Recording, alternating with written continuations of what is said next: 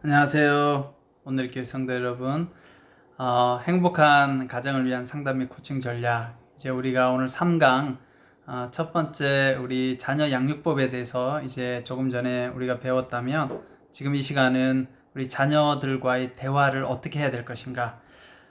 물론 이제 자녀와 대화하는 여러 가지 방안이 있겠지만, 제가 일일이 다 아주 이 짧은 시간 안에 다 설명하기는 어렵겠지만, 일단은 우리가 크게 청소년기 이하, 우리 학령기에 있는 우리 아동들과의 대화와, 그리고 이제 사춘기 청소년들, 중고등학생들과의 대화, 두 가지로 크게 나누어서 어떻게 이 아이들하고 대화할지를 이 시간 잠깐 여러분들에게 또 소개하려고 합니다. 먼저 우리 그 학령기 아이들, 우리 초등학생들이나 유아들, 아동의 내면 세계를 이해하는 법 중에 가장 중요한 게 뭐냐면요, 아이들을 주목하고 인정하고 칭찬하는 게 중요해요. 여러분, 너무 잘 아는 이야기지만 고래도 칭찬하면 고래도 춤춘다, 이런 말이 있잖아요. 칭찬은 고래도 춤추게 한다. 그러니까 우리 아이들을 건강하게 자라게 하는, 이 아이들의 자아를 강화시키는 가장 큰 열쇠가 뭐냐? 아이들에게 관심을 가지고, 그 다음에 인정해주고 칭찬해주는 거예요. 근데 이때 중요한 방법 중에 하나가 뭐냐? 부정적인 행동은 그냥 무시하라. 왜냐면 아이들은요, 부정적이든 긍정적이든 어떤 것이든지 써먹었는데 어필이 되면 계속 반복하게 돼요. 그래서 유치원에 가면 아이들이 어떻게 해요? 막 장난치고 뭐 이렇게 했는데 이게 이제 먹히는 거예요. 아이들이 막 주목하고 깔깔거리고 좋아해요. 그럼 어떻게, 그 아이는 계속 그 행동을 하는 거예요. 그럼 선생님이 아무리 그거를 제지하려고 해도 애가 말을 안 들어요. 계속해요. 막 장난치고 점심 때 점심 안 먹고 돌아다니고 막, 그러면 선생님 또 잡으러 다니고, 그럼 아이는 좋아가지고 신나서 계속 하는 거예요. 그런데 그 아이가 점심시간에 점심 먹어야 될 때 예를 들어서 막 돌아다니고 장난치는 거 멈추게 하려고 하면 어떻게 되느냐? 그냥 무시하면 돼요. 내버려 두면 돼요. 관심 안 가지면 하다가 재미가 없어서 멈춘다는 거죠. 그런데 긍정적인 행동은 인정하고 칭찬해주면 강화가 됩니다. 자, 그래서 칭찬의 두 가지 원칙은요, 첫 번째, 구체적으로 해야 돼요. 구체적으로. 누구야, 엄마가 저거 물 좀 갖다 달라고 했는데 이렇게 물 갖다 주니까 너무너무 고마워. 엄마가 말한 거 들어줘서 참 고마워.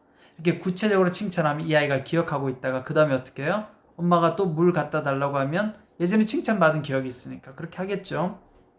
그 다음에 또 중요한 건 결과만이 아니라 행동의 과정을 주목하고 칭찬하는 게 중요해요. 아이들한테 결과만 칭찬하면 그 아이는 결과만 기억하겠죠. 방법은 어떻든 상관없겠다. 그래서 그 과정을 잘 칭찬해주면, 엄마가 동생하고 잘 놀라고 했는데 가만히 엄마가 지켜보니까 참 동생하고 잘 놀았네. 아까 동생이 이렇게 짜증내고 투정했는데도 동생도 잘 돌봐주고 오랜 시간 동안 참 잘했어. 그래, 너무너무 기특하구나. 이렇게 과정을 주목하고 칭찬하면 이 아이는 자아가 강해지는 거예요. 엄마의 칭찬이 사실은 거울이 되는 거예요. 나는 좋은 존재구나, 괜찮은 존재구나, 이렇게 인식된다라는 거죠. 자, 그래서 우리 아이들의 감정에 우리들의 감정을 실어 넣을 때 아이들은 진정 자신들을 이해하고 진지하게 여긴다고 느끼게 됩니다. 자, 우리 부모님들이 이제 자녀들하고, 특별히 학령기 초등학생들하고 어떻게 하면 잘 대화할 수 있을까? 우리 엄마들은 주로 집에서 이제 아이들하고 많이 대화하니까 잘 대화하시겠지만, 우리 아빠들 같은 경우 어떻게 하면 대화를 잘 할 수 있을까? 이게 생각보다 쉬운 것 같은데 또 대화를 잘 못하는 분들이 있어요. 왜냐하면 내가 잘할 때 우리 부모님과 대화를 잘 못해 봤다면 이게 생각보다 쉽지 않고 굉장히 어려울 수 있죠. 그래서 저 그림에 보면 이제 감정에 대해서 그림 그리기를 하는 거예요. 이제 자녀를 이렇게 앉혀놓고, 야, 너 그림 한번 그려볼래? 해서 이제 웃음, 화냄, 두려움, 슬픔에 대해서 한번 그려볼까? 이렇게 해서 그림을 그리게 하는 거예요. 그림을 그리고 나서 그 다음에 설명을 부탁해요. 누구는 언제 이렇게 웃을 때가 있었어? 이렇게 물어보는 거죠. 언제 이렇게 화가 많이 났어? 그림을 보니까 화가 많이 났네. 요거 좀 설명해 줄래? 또 두려움에 대해서도 왜 두려움을 이렇게 표현했을까? 여기 보면 지금 여러분 그림에 막 새까맣게 색칠되어 있고 그 안에 갇혀 있죠. 그쵸? 아이가. 너는 언제 이렇게 두려움을 느꼈니? 그럼 아이가 그냥 그림을 자연스럽게 설명하게 돼요. 그러니까 엄마든 아빠든 잘 대화할 수 있게 되겠죠. 자, 그 다음에 또 우리 아동들하고 대화할 때 방법 중에 하나는 아이가 스스로 리드할 수 있도록 대화를 해야 돼요. 그러니까 이렇게 뭔가 내가 오늘 아이하고 놀아줘야지. 그래가지고 열심히 그냥 아빠가 막 아이한테 말을 걸고 막 끌고 가고 이끌어가고 이렇게 하면 아동 입장에서는 부모님이 나를 좀 내 마음을 잘 헤아린다 이렇게 못 느끼겠죠. 그래서 중요한 건 따라가 줘야 돼요. 대화는 어떻게 해야 되느냐, 오늘은 아빠랑 무슨 이야기를 하고 싶어 이렇게 이야기하고 기다리면 아이가 이제 자기 이야기를 하게 되겠죠. 그래서 대화법에 대해서 제가 잠깐 소개를 해드리겠습니다. 실제로 어떻게 대화를 해야 되는가. 자, 이 내용은 제가 실제로 예전에 초등학교 3학년 우리 아이와 대화를 했던 내용이에요. 여러분, 이 내용 중에 빨간색을 잘 보셔야 돼요. 이 빨간색은 뭐냐면요, 감정을 다룬 부분이에요. 제가 계속 이야기하죠. 소통이란 무엇이냐? 감정을 정확하게 읽고 공감하고 주고받는 것이 소통이다. 그러면 대화를 잘하는 사람의 특징은 상대방이 이야기한 말 속에서 감정과 관련된 걸 잘 반응해 주는 거예요. 우리 자녀들도 마찬가지죠. 제가 한번 읽어볼게요. 자, 제이는 엄마 아빠가 어떤 분이라고 생각해? 우리 아이가 대답합니다. 엄마 아빠는 나를 보호해 주시는 분, 사랑해 주시는 분이에요. 우리 엄마 아빠는 좋은 분이기도 하고 되게 솔직해요. 어떤 부분이 솔직하다고 생각하니? 내가 어떤 거 물어보면 엄마 아빠가 어떤 거든지 말해도 된다고 말해줘요. 솔직하게 생각을 말해주니까 좋긴 한데 조금 불안해요. 걱정돼요. 그래? 제이도 불안할 때가 있구나. 뭐가 불안할까? 엄마 아빠가 고민을 말해보라고 할 때 말하면 엄마 아빠가 뭐라고 말할까봐 혼낼까봐 불안해요. 그렇구나. 제이야, 혹시 엄마 아빠한테 어떤 고민을 말했다가 엄마 아빠가 야단칠까봐 제이는 불안할 때가 참 많구나. 만약에 학교에서 친구들과 싸웠는데 싸운 걸 엄마한테 이야기하면 엄마는 내가 잘못한 거라고 오해할까봐 막 무섭고 불안하고 또 맞을까봐 혼날까봐, 그리고 엄마는 괜찮다고 하시는데 나는 마음이 별로 좋지가 않아요. 그랬구나. 엄마가 사과하라고 그럴 때 제이는 기분이 어떻니? 그냥 동생도 싫고 엄마는 나 이해 못하나 하는 생각이 들어요. 그래, 또 엄마나 아빠가 어떻게 할 때 우리 제이는 불안해? 아빠가 숙제한 거 검사하고 확인할 때 안 했다고 야단칠 때 마음이 불안하고 두려워요. 어떨 때는 엄마가 괜찮다고 했는데 내 마음이 편하지가 않아요. 제이가 참 불안한 마음이 많구나. 제이가 만일 엄마 아빠한테 말하고 싶은 게 있다면 이 자리에서 한번 엄마 아빠가 있다고 생각하고 말해볼래?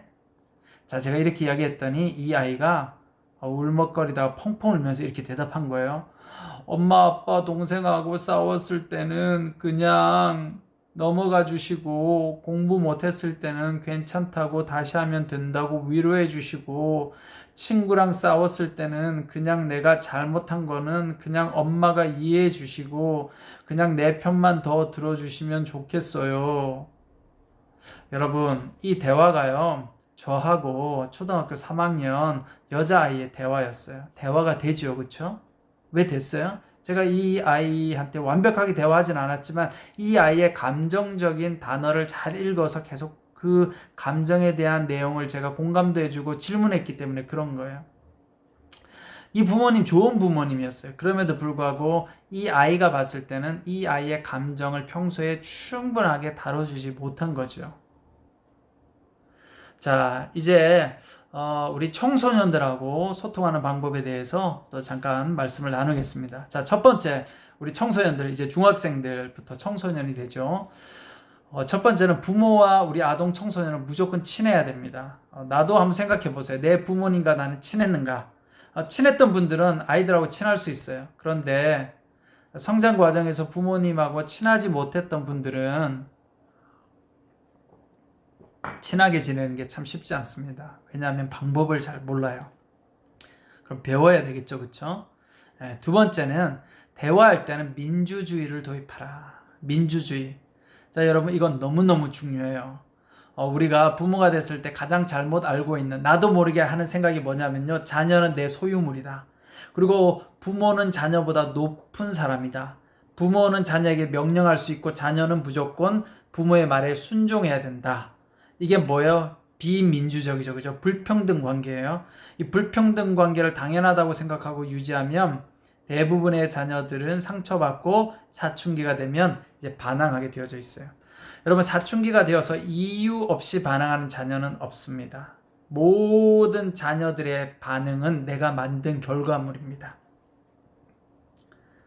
자, 그래서 우리 이제 아이들하고 사춘기 자녀들 키울 때, 우리 아이들이 사춘기 자녀들이 대꾸하고 반항할 때, 그럴 때 부모님들이 어떻게 반응해야 되느냐? 자, 세 가지 종류의 반응이 있다고 해요. 여러분들 한번 보세요. 어떤 반응하는지. 첫 번째는 이제 이런 부모님이죠. 말대꾸를 용납하지 않아요. 이제 아이들이 말대꾸하고 반항하면 아주 심하게 혼을 내죠. 이때는 제대로 잡아야 되겠다. 그러면 우리 청소년들 어떻게 생각하느냐? 자기 생각을 솔직하게 말 안 해요. 왜냐하면 솔직하게 말했다가는 혼나니까, 아주 심하게 야단 맞으니까. 그래서 굉장히 불안한 상태에서 억울함과 분노를 사깁니다. 그리고 속으로는 어떤 생각을 하느냐? 내가 힘이 생기고 나중에 대항할 때가 되면 가만히 두지 않으리라. 심지어 부모일지라도 나중에 내가 폭력을 써서라도 내가 제압하리라. 이런 생각을 반드시 합니다. 이런 걸 많이 경험하게 되면. 근데 이거는요, 청소년들 뿐만 아니에요. 인간관계도 마찬가지예요. 여러분, 우리가 인간관계에 있을 때 직장에서나 회사에서나 아랫사람이라고 해서 함부로 대하기 시작하면요, 반드시 이런 감정을 가지고 어느 순간 복수할 생각을 품습니다.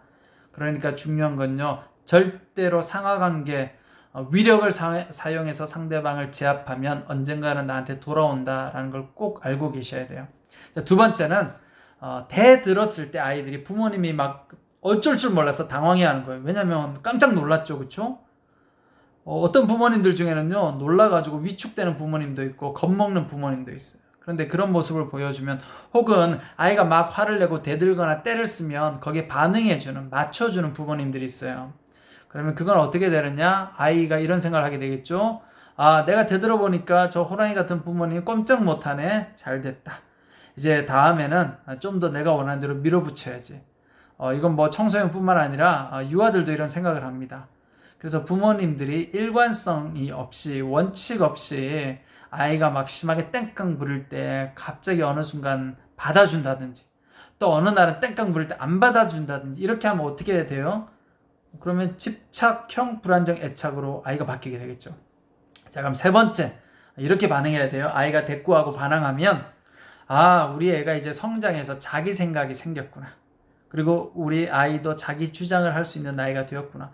여러분, 세상의 모든 자녀들이요, 다 대꾸하고 덤벼들지 않습니다. 정말 착하게 잘 자라서 대꾸 절대로 하지 않고요, 무조건 부모님 말하면 다 순종하고요, 그렇게 자라는 자녀들도 있어요. 근데 보통 이제 우리가 이렇게 자라면 우리 자녀는 너무 착해. 그렇지 않습니다. 그런 수능적인 사람이 되면요, 심지어는 자기의 마음속에 있는 좌절된 감정도 다 누르고 살아서 평생 어떻게 사느냐? 그냥 수능적으로 사는 거예요. 그러면 자기 목소리를 내지 못하고 평생 남 밑에서 순응하면서 저항할 힘도 없이 살아가는 사람이 돼요. 그러니까 너무 내 말을 잘 듣는다, 우리 아이가. 나한테 대항도 하지 않고 대꾸도 하지 않고, 때로는 좀 부모님한테 와서 당당하게 말도 하지 않고 무조건 다 순응한다. 그러면 그게 좋은 모습인가? 그렇지 않다라는 거죠. 그래서 우리 부모님들께서 우리 자녀들과 소통할 때는 민주적으로 소통해야 된다. 적어도 이제 아이들이 말을 하고 생각을 하게 되면 반드시 민주적으로 대화를 해야 돼요. 너는 왜 그렇게 생각했니? 너는 왜 동생 아까 때렸어? 엄마 아빠 안 볼 때 동생 때린 것 같던데 왜 그랬어? 이렇게 이야기를 해야지. 너 어떻게 동생 때려? 일로 와. 한 대 맞아야지. 이렇게 하면 안 되는 거죠. 그래서 민주적으로 대화하는 연습을 하셔야 됩니다. 뭐 요즘 시대에는 민주적으로 소통하지 않으면 소통이 어려운 시대니까 여러분들도 꼭 명심하셔서 우리 자녀들과도 여러분 직장에 있는 동료들이나 또 직장에 있는 분들한테 함부로 안 대하잖아요. 자녀들에게도 동일한 마음으로 대하도록 노력해 보시면 좋을 것 같습니다. 자, 세 번째는 이제 우리 청소년들과 소통하다가 화가 날 때가 있죠. 이건 뭐 청소년뿐만 아니라 인간관계에서도 우리가 속상하고 화날 때가 있어요. 그럴 때 어떻게 해야 되느냐? 첫 번째, 화가 난다라는 거. 내가 지금 우리 자녀에게 화가 난다는 건 뭐예요? 감정적 반응을 하고 있다는 증거죠. 그렇죠? 근데 감정을 이때 다스리지 못하면 아이는 분노의 희생자가 돼요. 내 감정의 희생자가 됩니다. 그래서 다스려야 되는데 나쁜 감정이 일어날 때 어떻게 해야 될까? 첫 번째, 이 분노를 동반한 감정적 반응에는 절대로 손을 대면 안 돼요. 물론 요즘은 이제 법적으로도 이런 부분에 굉장히 강력하지만 아이를 때려서 혹은 체벌해서 아이를 바꿀 수 있으리라 그렇게 생각하시면 안 됩니다. 자녀와 부모 모두가 분노하게 되는 일이 발생합니다. 두 번째는 가급적이면 화가 날 때는 일단 멈추어서 그 자리를 피하는 것이 좋습니다. 엄마가 지금 몹시 화가 나고 어찌해야 좋을지 모르겠어. 혼란스럽구나. 그러니까 지금 대화하지 말고 나중에 대화하자. 너 방에 들어가 있어. 이렇게 하는 게 좋은 거예요. 뭐 청소년 자녀뿐만 아니라 인간관계도 마찬가지고요. 부부 대화법도 마찬가지입니다. 세 번째는 비슷한 감정이 자주 일어난다면 한번 생각해 봐야 돼요. 이건 자녀 문제가 아니다. 나는 왜 유독 자녀가 어떤 행동을 하면 화가 자꾸 날까? 계속 자녀의 어떤 행동과 반응에 화가 난다면 한번 생각해 봐야 돼요. 그건 뭐냐면 내가 이제까지 맺어온 중요한 사람들과의 관계에서 겪었던 상처받은 감정이 나도 모르게 지금 자녀에게서 반응하고 있는 거예요. 이걸 우리가 이제 상담적으로 전이 감정이라 그래요. 사실은 이 자녀에게 느꼈던 감정이 아니라 예전에 나를 힘들게 했던 어떤 사람에 대한 감정이 남아있다가 그 사람하고 비슷한 모습을 자녀가 보여주면 거기에 반응하게 되고 거기에 화를 내게 되어지는 거예요. 그래서 여러분들 그때는 잘 생각해 보아야 됩니다. 자, 내가 풀어야 될 정서적 과제와 아이의 문제를 혼동하지 않도록 여러분들 꼭 명심하시고 반복적인 내 안에 감정이 들면 꼭 성찰해 보셔서 내 문제를 먼저 풀 수 있도록 하면 좋을 것 같아요. 자, 네 번째는 아이들을 때려서는 나쁜 행동을 고칠 수 없다. 이건 정말 중요합니다. 체벌, 매를 드는 것. 물론 뭐 예전에는 뭐 아이들한테 적절한 체벌도 가능하다. 뭐 이런 이야기가 많았지만 요즘은 안 돼요. 여러분 교육학적으로도 체벌은 절대로 아이의 나쁜 행동을 고칠 수 없습니다. 특별히 몸에 배어있는 분들이 있죠. 나도 맞고 자라서 어쩔 수 없이 나도 모르게 손이 나가고 매가 나가는 부모님들이 많이 있습니다. 조심하셔야 돼요. 여러분 이 체벌하면요 뭐가 문제가 되느냐, 고치고자 하는 나쁜 행동에 대한 생각은 아이들이 매를 맞음과 동시에 잊어버려요. 처음에는 내가 나빴다, 행동을 잘못했다라고 알고 있는데요, 그 다음에 매를 맞다 보면요 이 아이가 어떻게 해요? 화가 나잖아요. 그러니까 매를 맞을 때 느끼는 그 극렬한 감정이 가슴에 쌓여서요 내가 잘못한 걸 잊어버리게 되고 이제 그 다음부터는 그 화난 감정이 이제 나를 정당화시켜 주는 거예요. 그래서 이 체벌이 주는 부작용 중에 첫 번째가 뭐냐면 부모의 말을 들을 이유가 없다는 생각을 하게 돼요. 왜냐하면 때리면 아이가 무서워지죠. 무서움을 겪고 나면 피하게 돼요. 피하고 나면 그 다음에 어떻게 해요? 막다른 골목에 몰리면 대들 수밖에 없어요, 여러분. 그러니까 자녀들을 막다른 골목으로 몰아가면 안 된다라는 거예요. 그 다음에 세 번째는 때리는 부모가 싫어서 이제 집을 나가거나 학교에 가고 싶지 않다는 생각을 합니다. 이 사춘기 청소년들이요 참다가 힘이 생기면 부모가 이렇게 아이들을 때리고 학대하면요 반드시 그 마음속에 분노의 감정을 가지고 참다가 나중에 때가 되면 부모나 교사를 때리고 가출할 가능성이 높아집니다. 그 다음에 문제가 생기면 매를 맞았잖아요. 그러면 이 아이들도 어떻게 하느냐, 내 마음에 들지 않는 아이들이 있으면 때려도 된다고 생각해요. 그래서 폭력을 행사하게 되어지죠.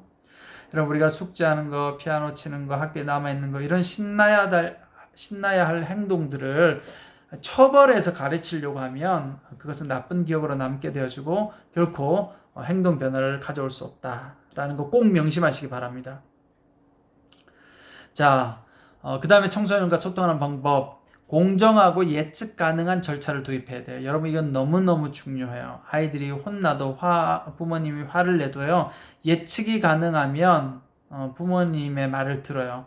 여러분 부모 관계, 부모 자녀 관계, 인간관계에서 가장 힘든 사람이 누구예요? 예측 불가능한 사람이에요. 직장에서 가장 힘든 사람이 누구예요? 예측 불가능한 사람이에요. 그때그때 바뀌는 사람이에요. 일관성 없으면 그 사람과 관계 맺기 쉽고 소통하고 싶지 않은 거죠.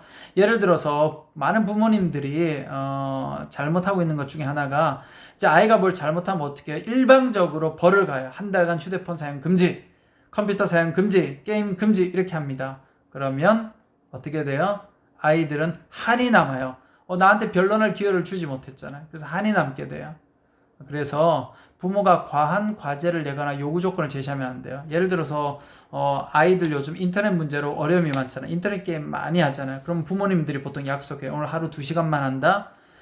보통 2시간도 아니죠. 1시간만 오늘 한다. 근데 아이 입장에서는 1시간이 성에 안 차는 거예요. 그럼 이렇게 일방적으로 결정한 거면 아이는 1시간만 하는 게 아니라 부모님이 없으면 그때그때 2시간도 하고 몰래 3시간도 하게 되겠죠. 그러니까 그렇게 아이들하고 소통하면 안 되고, 아이들하고 공정하고 예측 가능한 절차를 통해서 대화를 해야 돼요. 그래서 변론의 기회를 반드시 줘야 돼요. 우리 자녀들 두 아이들이 싸웠어요. 그러면 부모님 봤을 때 한 명이 잘못했겠죠? 그 잘못한 아이 바로 혼내면 안 돼요.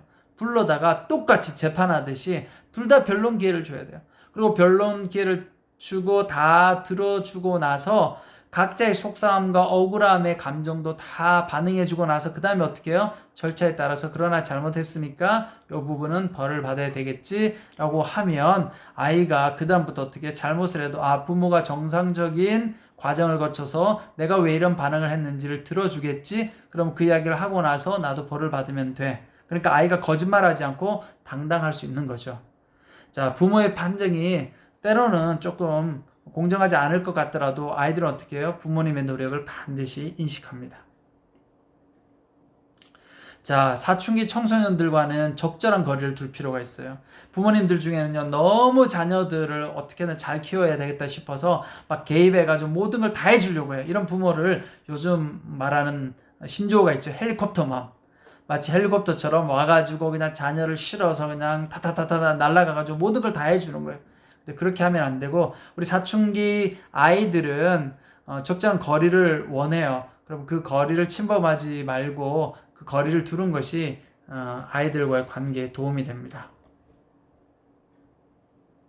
자, 다음의 경우에 어떻게 할지 한번 대화하는 방법을 제가 소개해 볼게요. 자, 지금 이 경우는요, 소통이 잘 안 되는 경우예요. 예를 들어서 부모님이 이야기합니다. 야, 공부 좀 하지 그러니?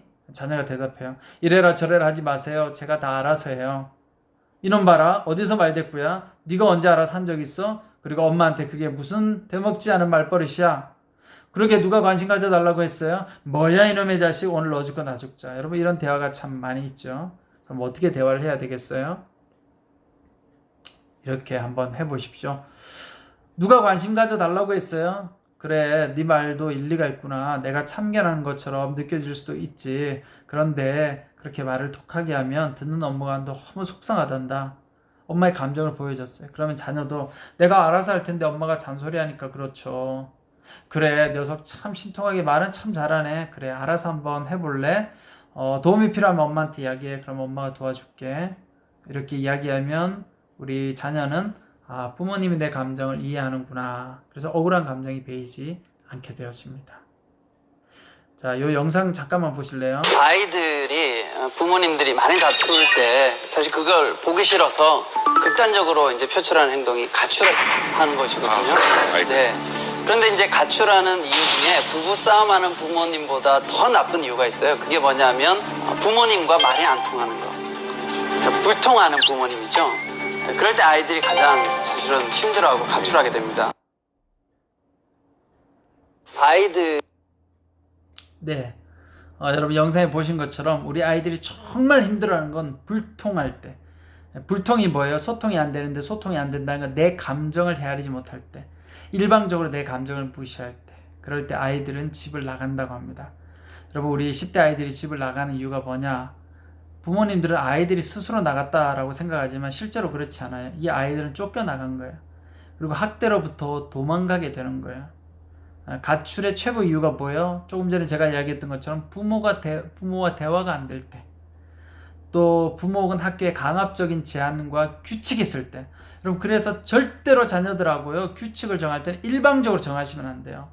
부모님들이 불평등 조약을 너무 많이 하세요. 뭐 인터넷 게임도 마찬가지고 휴대폰 사용도 마찬가지고 공부하는 것도 일방적으로 다 부모님들이 룰을 정해놓고 아이들이 그 룰을 지키지 못하면 부모님들이 아이들을 제재합니다. 그렇게 할 때 이 아이들은 내가 공감받지 못했다 라고 느끼고 이 아이들이 잘못된 행동을 합니다. 그래서 여러분들께서도 우리 자녀들하고 이제 우리 사춘기 청소년들하고 대화할 때 여기 나와 있는 것처럼 자녀 입장에서 공감하고 또 장황한 설교는 하지 말고 자녀의 느낌과 감정을 편안하게 표현할 수 있도록 해주고, 그렇지만 마지막으로 교훈을 잘 주면 또 우리 자녀들에게 사랑한다고 표현해주면 우리 자녀들은 부모님과 대화할 마음이 있습니다. 우리 모든 분들이 우리 자녀들과 사춘기 청소년들 또 우리 학령기 자녀들과 또 잘 대화할 수 있는 좋은 부모가 되실 수 있기를 간절히 바랍니다. 이 강의를 통해서 여러분들에게 큰 도움이 되셨기를 바랍니다. 감사합니다.